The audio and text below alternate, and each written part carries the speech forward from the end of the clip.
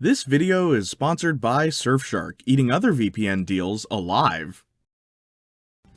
How did you pick that really cool color for your hair? One time I came home really late at night and my brother thought I was an intruder. So he picked up a big glass vase and smashed it on my head, which started bleeding, and then when I looked in the mirror, of course I was really bummed about the fact that my head was bleeding, but I loved the color. So I took some of my bloody hair to the drugstore and I asked... Okay, next tweet. Cat Valentine's brother is a strange character to say the least. Despite never making an on-screen appearance, the impact he's had on the series, and more specifically Cat Valentine, is undeniable. Whether it's biting her feet, barking at her like a dog, or, well, this clip. It's kinda cozy. It reminds me of my closet where I used to hide from my brother. Why would you hide from your brother? You know, to survive. Cat's brother is clearly in desperate need of medical attention, while Cat herself is in desperate need of overall protection. Protection that can only be provided by Surfshark, the virtual private network that can be used as a browser extension and an app, granting you the ability to place your laptop, phone, or computer anywhere around the world. Did your country's Netflix get rid of your favorite TV show? Just switch countries, dude. Keep running into blocked videos and websites? Run right through them with the VPN. Tired of hackers trying to steal your browser activity, personal information, and other stuff you just don't want them to have? Take back your power now by encrypting your data with an extra layer of security, all with the help of, you guessed it, Surfshark. Because Surfshark lets you have one account on an unlimited number of devices, you can use it on phones, iPads, laptops, PS4s, PS5s, and so much more! I've been streaming a lot lately, and you know what really sucks? When you have a funny video to show, but you can't because it's blocked. But thanks to Surfshark, I can share everything. And now, you can too, if you use my code Jaynalyc, Jaynalyc, to get 83% off, plus 4 extra months for absolutely free. Surfshark offers a 30-day money-back guarantee, so there's no risk to try it for yourself. The link is in the description below. Yo, I'm serious, go get Surfshark right now, it's awesome. Now without further ado, let's Jaynalysize. There's not enough people with originality, so here I am to save the day, Jaynalyc. Now, while I was trying to come up with an idea for this video, Hey, no! Don't scratch! You're not supposed to scratch it! The doctor said no! No scratchy! No scratchy. Cat's brother has a habit of getting himself in trouble, which comes as no surprise considering his strange behavior.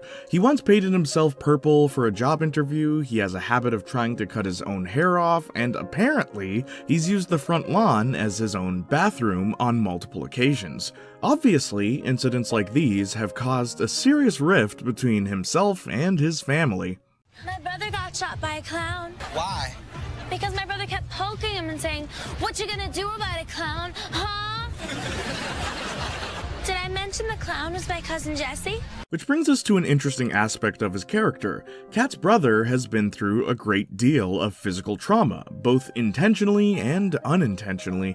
He adds hot sauce to all of his meals, he regularly drinks milk despite being allergic, he was stabbed by accident while traveling Japan, and... Don't worry. One time, my brother was in Vegas and he fell out of a 4th-story hotel window and landed on the roof of a shuttle bus. He seriously messed up. Which makes one wonder about his mental health. Was he like this before or after falling? I used to watch reruns of it with my brother when he was in the special hospital where they used to handcuff him to his bed. In Star-Spangled Tori, Cat mentions her parents sending her brother to a mental hospital for an extended period of time, and if you pair this with her telling the gang about his special medicine in ice cream for Kesha, we know that he's being treated for... something. There's not enough information to come to a definitive conclusion, but his violent outburst and sporadic behavior seems to suggest that he is suffering mentally. It'd be useful to know what exactly triggers his antisocial behavior, because that would help cement what exactly Cat's brother is going through. And, maybe it'd help explain a few other things? Knock, knock! Why is your brother wearing my bra? Oh. You'll find it hard to analyze a character who hasn't really made an on-screen appearance. You can theorize about them, you can come up with ideas about them, but analyzing requires actual evidence. And for Kat's brother, there really isn't much. Overall, I think Kat's brother... Oh, wait, hang on. Hello? Why is your video so short? Make it longer. Alright. Despite only being in 14 episodes with roughly 20 minutes of actual screen time, Tori and Trina's mom, Holly Vega, is a character I get requested to analyze quite a bit. Which I kind of get. She's negligent and selfish when it comes to her daughters, and will likely go down in history as one of the worst Nickelodeon parents. You only made waffles for yourself. Uh-huh. Why, did you girls want some? Yeah. Sorry. But as I mentioned in my Trina Vega analysis, she seems particularly heinous towards Trina, willing to reward Tori for getting rid of her and not caring when Tori and Kat lock her in a bathroom. But the worst thing Holly's ever done is, well... Well, can't you call his partner? Okay, I'll text Gary. Yeah, text Gary. I like that guy. I know, he's handsome, right? Read your book. Who texted you? Oh, it's just Gary. Your father's friend on the police force. What do you say? Oh, nothing. I'll just delete this. Yep, she's very likely cheating on her husband. Why is never made clear, but judging by her personality, she may be a very selfish lover, only caring about her own satisfaction. As for why she ignores her daughters, maybe she was ignored as a child? Holly Vega's kind of interesting, I guess. I mean, if you want to... What the heck? Hello? Your video? It's not long enough. Make it longer. Or else. What? Lane Alexander. Remember him? The guidance counselor at Hollywood Arts that appeared in 19 episodes, 21 if you count I Party with Victorious and his Blink and You'll Miss It scene in Tori and Jade's Playdate. Yeah, that guy. The only thing worth mentioning about him is the fact that he kinda hates his job. Oh, come on. Why do you all have to drag me into your problems? You're the guidance counselor here. Don't get me wrong, he's not terrible at it. There's many times where he actually does help the students, but it is pretty ironic. Is Hollywood Arts so desperate that they hire the first person that seems like they could hold a job there? You know, that actually would explain a lot. You see, when you really think about it... Here we go again. Hello? Another short video? I didn't subscribe for this. Bartholomew. Yes, that is his real name, and yes, we are scraping the bottom of the barrel here. Spending a majority of his time by Sinjin's side, Burf never truly becomes his own character. He's best friends with Sinjin and usually agrees to do whatever he says, but unlike Sinjin, Burf is usually on the receiving end of Psychowit's wrath. This is our 5th rehearsal, and you two aren't getting any better at playing a believable husband and wife. Burf, be quiet! Fortunately, Sinjin is usually there to comfort Burf. Burf is an extrovert, and he likes to style himself in 70s fashion for some reason. I'm not even gonna say anything because I know the next call is gonna come. How did everybody get my number? Gee, I don't know. Oh look, there it is, the next call. Hey, what do you have to say? Oh my, stop cutting away. Just talk about the character. Rule of 3, dude.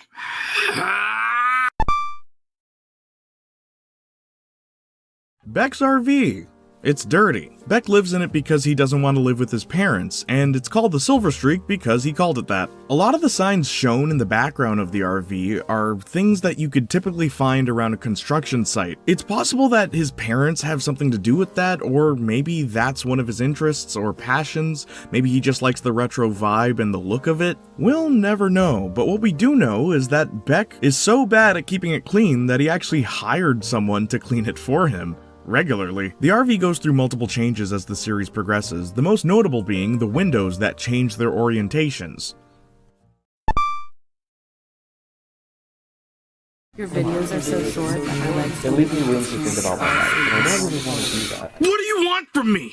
I've been talking about Victorious for 2 years now, and it's opened many doors for me. Music licenses, friendships, sponsorships, like Surfshark. Remember, you can get 83% off and 4 months for free by hitting the link down below in the description and in the comments. Seriously, Surfshark is great. Thank you, Surfshark. I love you. So I can assure you from personal experience that Victorious is anything but a failure, and being one of its biggest fans is a badge I wear with pride. What makes analyzing it so much fun is putting all of the pieces of dialogue together, because the evidence is all there. But when you start looking for evidence that doesn't exist, you start making things up. And I'm not here to make things up. I'm not here to make up stories and call them theories. I'm not here to review a show I've only seen 4 episodes of. I'm not here to summarize a bunch of episodes for hours, and I'm definitely not here to spread misinformation and state them as facts. I'm here to analyze fictional characters that I care about. I care about Victorious. I care about Total Drama. I'm bittersweet about iCarly, but I obviously care enough to talk about it. I grew up watching these shows and the characters resonated with me. I cannot say the same about any other sitcom I've been requested so far, because, well, there's not that much depth. I didn't watch them as a kid either, and I find it hard to watch them now because I'm not a kid anymore. I grew up. Analyzing fictional characters can be entertaining and even therapeutic, but don't pretend it suddenly makes the show more mature. At the end of the day, these were shows written for kids, and it's okay to enjoy them that way. I love Ben 10, Fairly Odd Parents, Adventure Time, Rocket Power, Megas XLR, Jimmy Neutron Boy Genius, the list goes on. But I also love Misfits, Dead Like Me, Buffy the Vampire Slayer, Todd and the Book of Pure Evil, and more adult TV shows, because every show I just listed has at least one character with depth, layers, things worth analyzing, not just theorizing. If everything works out, I'll come back to iCarly when the reboot is done. I'll talk more about Total Drama characters, and I'll even make one final Victorious analysis. But until then, I'm going to analyze characters and things I'm passionate about. Only 9% of my subscribers are watching anyway, so why not have fun? That's how these analysis videos started. I was just having fun, and I miss that. And you can bet I'm not going to let anyone take that away from me. Because the way I see it, you, the one who chose to stay all the way till the end of my meaningless final thoughts, you're the real fan. Thank you for sticking with me as long as you have. I'm going to start going in a new direction, and I'm telling you, I can't do this without you. I know I'm not the best editor. I know I'm not the best writer. I know I'm not the best creator. But I am the best Jaynalysis Jr., and in the name of the Father, Son, and Holy Spirit, I will be victorious!